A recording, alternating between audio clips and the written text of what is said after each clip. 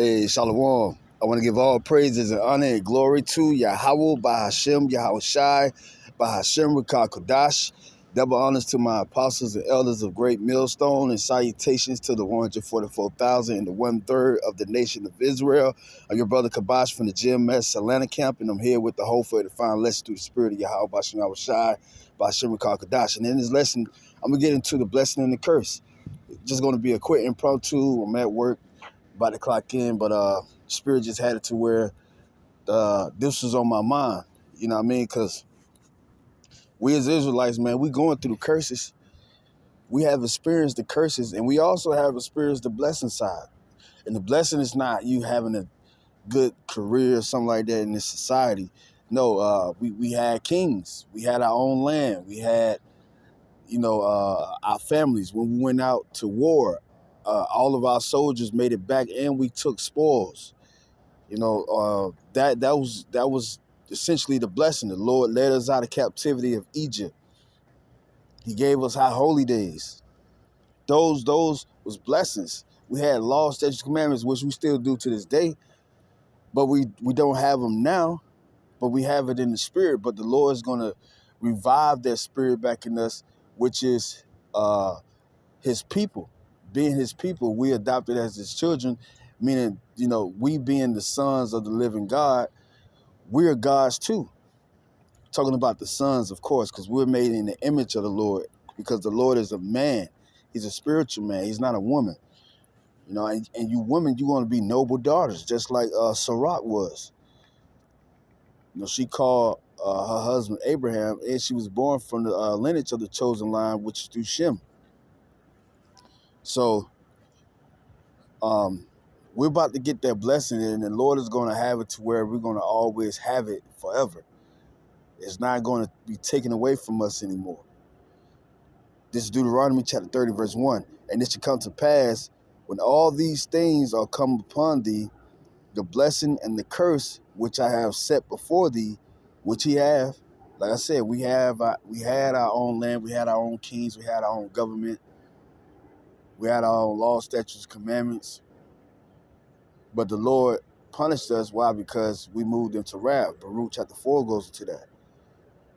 But now the Lord is about to take away this curse, and he's about to bless us, and it's going to be forever, and it's all because of his dear son Yahweh Shai, who the world inwardly calls Jesus Christ. His name is not Jesus Christ. And a lot of camps that know that you're Israelites, you need to start calling on the name of Yahweh Bashim Yahweh Shai.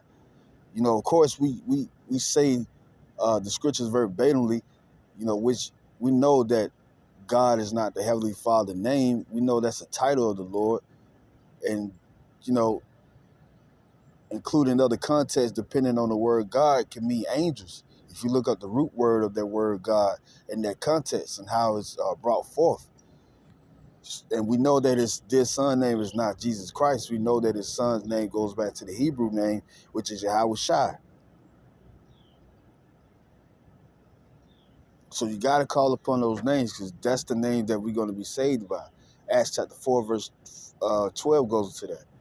There's no other name under heaven that we should be saved by but Yahweh Shai. He came with that whole movement too, which is the doctrine that he was declaring to Israel that he received from the Heavenly Father. Because no one shall be saved unless they go through his son, Yahweh Shai. Now right here it says, verse 2, and shall return unto the Lord thy power, and shall obey his voice according to all that I command thee this day, thou and thy children, with all thy heart and with all thy soul. Now, the elect is returning back to the Lord, but we still can't wholeheartedly love the Lord with all our heart, with all our heart and might and soul, because we're in this wicked, vile bodies. We're in this flesh, but the Lord is about to change us. He's about to change us. He's about to embed that righteous heart within us. The second covenant. That's what the Lord is about to have us to receive. We're going to have to be changed in order to do that. So that means what?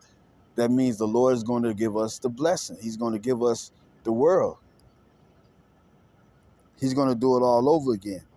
Verse 3, that then the Lord thy power will turn thy captivity, which is doing now through the Spirit, and have compassion upon thee, and will return and gather thee from all nations, which he's going to do. We're under the captivity of our enemies. We have enemies, and he's going to save us from our enemies, which is Esau, the so-called white man. So us coming out with this truth, us declaring the words of the Lord, that's a clear sign and a sure sign that the Lord is about to raise us up, because the Lord said he will raise us in our captivity. And what does it say in 2nd Ezra chapter 6? Esau is the end of the world. Jacob is the beginning of it that followeth. What is the beginning? Well, it's talking about the asunder of time, or the splitting of the times, of when one kingdom is going to be up and one kingdom is going to be brought down. And it says that we are under our oppressors. We are under our oppressors, which is the so-called white man. You know, Esau is our enemy of the Bible. Read Psalm chapter 83. And it talks about the prophecy in Deuteronomy chapter 30. It's like Deuteronomy chapter 28. You link that up with Revelation chapter 11, verse 3. That it talks about we should live out the prophecy.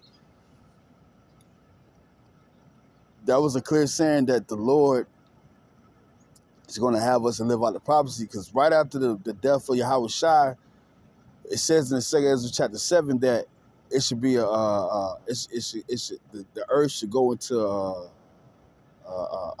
old silence for 7 days, which was really,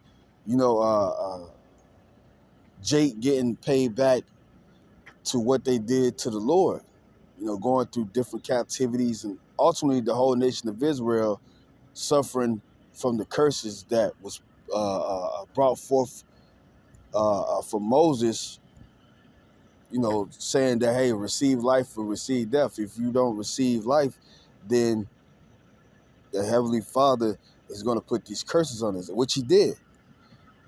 And one of the curses is that he said that we was going to be put into captivity. Now we're at the end of our captivity, and guess what? We're about to be blessed. And Israel is blessed because the prophets are back in their lot in these last days to tell them of the scriptures. But only the elect will listen. But we in amazing times, though, because it's clearly over, man.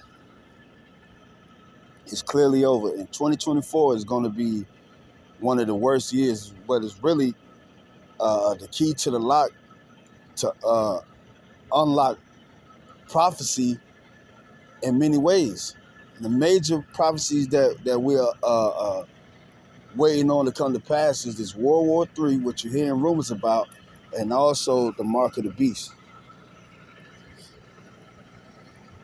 So right here it says, verse 4, if any of thine be driven out unto the outmost parts of heaven, from this will the Lord thy power gather thee, and from this will he fetch thee. Yeah, the Lord is doing that right now through the Spirit by way of the internet. This truth is going to the internet. But at the same time, the Lord is going to do that in reality. With these so-called UFOs, the Lord is going to use his angels, which these people call the UFOs, chariots, but those are angels riding in those chariots, those vehicles, those celestial vehicles. It's not of this earth. But the Lord's going to use that to save his hopefully elect. And it says right here, verse 5, and the Lord thy power will bring thee into the land which thy fathers possessed, and thou shalt possess it, and he will do thee good and multiply thee above thy fathers, and the Lord thy power will circumcise thy heart, going into the second covenant, and the heart of thy seed. Because why did the Lord need to do that in the time of Moses writing this, if it wasn't going to be forever? That means that what? It was going to be in the future.